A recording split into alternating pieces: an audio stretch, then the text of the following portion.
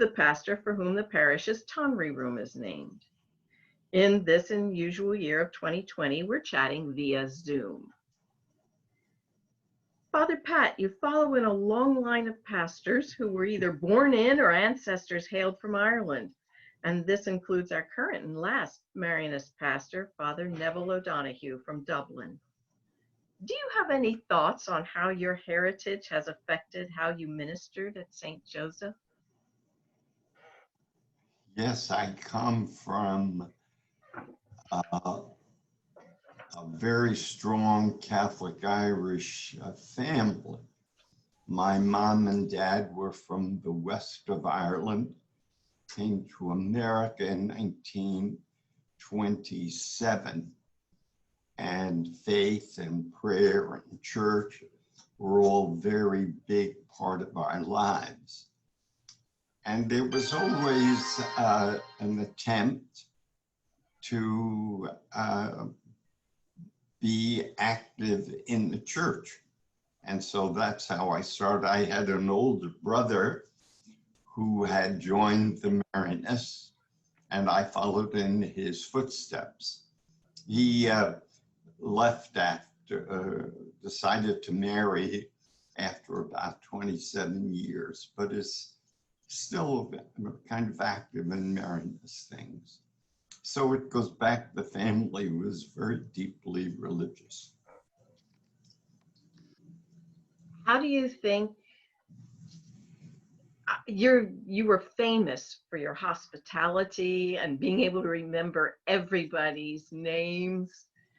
And that was always impressive to me. I wasn't here while you were pastor, but I noticed Yes. when you came back, you remembered everybody's names, the children's names. Yeah, I was very fortunate. I think some of that may have been because of the years I was a high school teacher and got into the habit of remembering students' names and parents' names and people on the faculty and people you'd run into. I was very fortunate. Well, I think it's one of the things that is so remarkable about you and very charming. Thank you. Father Ted Cassidy, your predecessor, left you with a church to build. He got it started, but you had to see it through. Right. What was notable or challenging about the project, and how was it received by the community when it was completed? The challenging thing, I think, was, when you get the various committees wanting to build a church, which we had an art committee and a building, there's just differences of opinion. But the group finally did work together. And once the church was finished, I thought the general attitude was that people were very pleased with what we had. It was much larger than maybe we had thought. And we didn't have finances to put in lots of art and decorating things, but we did the basics, like that big, large crucifix that hangs in the middle, the Stations of the Cross, and then what we did in the small chapel to make it suitable for perpetual adoration. So we were able to do those things, and I think people were pleased.